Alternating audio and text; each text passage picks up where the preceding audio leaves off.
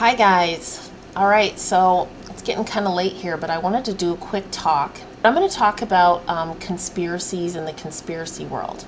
And the word conspire, con means together with, and spire is breathe. So breathe together. And breathing really is not a conscious process usually. I mean, you can do conscious breathing, but usually it's not something that you're thinking about while you're doing it. And so in the conspiracy world, I think that there's a lot of unconscious conspiracies going on. I think I think what's going on with the mind control is, obviously there are people who understand how to talk to other people's subconscious without them knowing it. That's what they do in the media. But so much of the people who are actually perpetrating a lot of the so-called conspiracies, they're just breathing together. They don't understand what they're really a part of. And so I want to remind people of that fact. I actually think that is huge. That's a huge cause of a lot of confusion. And so when it comes to conspiracies, like for myself, I've always been a pretty out there person since I was a child.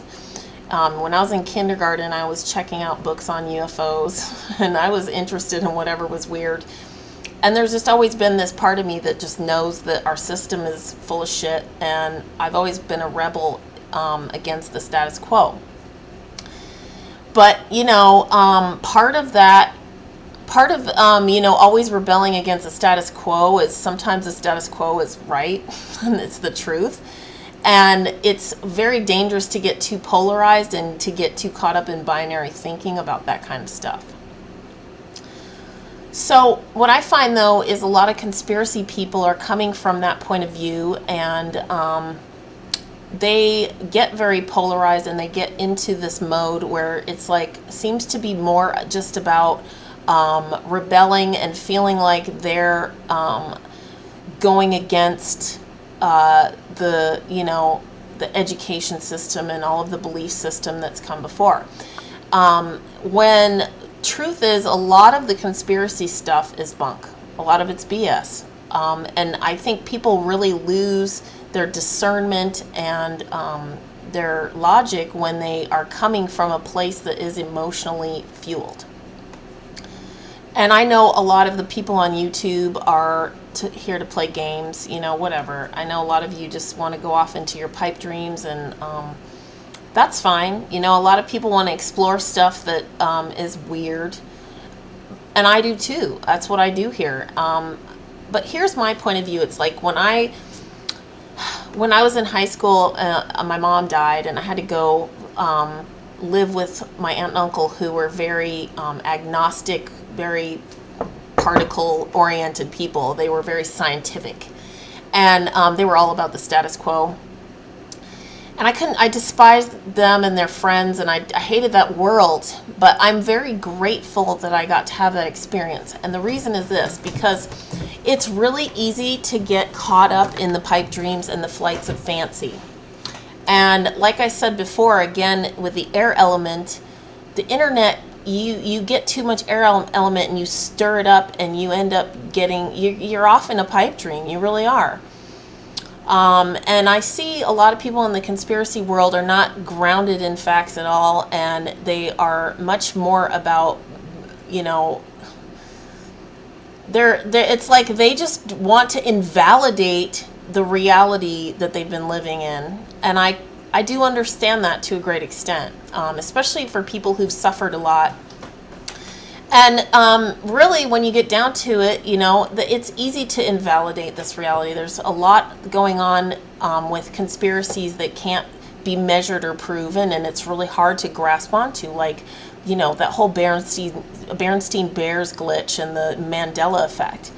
I've been into that stuff for years now, and I've held off on publishing a lot because I don't want to spin a yarn. I don't want to go off into a pipe dream about that stuff. Ever since I had my early experiences in my early 20s with, the alien stuff, this stuff is all very serious for me. I've actually had real experiences, and I take it all very seriously. And the fact of the matter is, most of what I get into is stuff that I can't prove. And so when, there's conspiracies that come along that have to do with physical reality, and that you can do field work, and we can actually maybe really actually do some provable stuff. That's the kind of stuff where I don't like to go off into a pipe dream at all. I think it's very important to pay attention to and be grounded in science as far as that kind of stuff goes.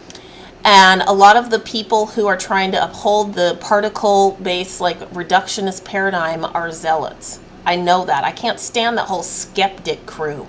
Nevertheless, I know that,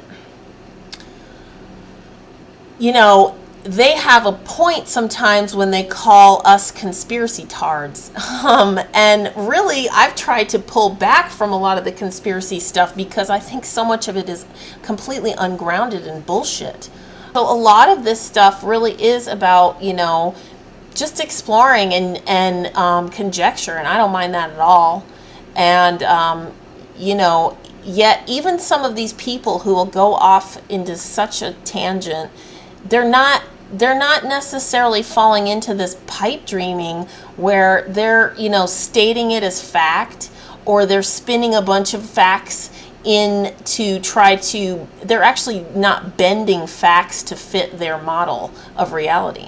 And a lot of people do that, and it's common, and you know what, we are all prone to this kind of stuff. And that's why I've been really paying attention to it lately, because there's too much is distracting people. I think people are being distracted from breathing.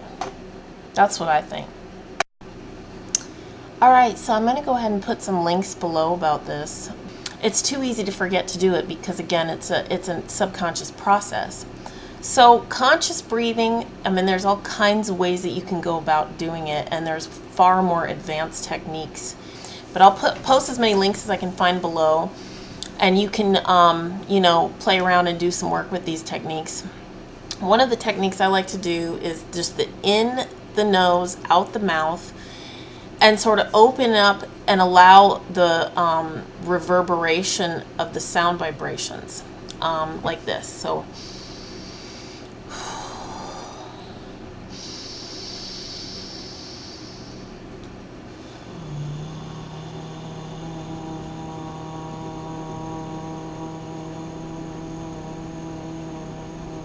sometimes, especially if you're stressed out, before you hit the pipe, maybe try to hit the pipe breathing.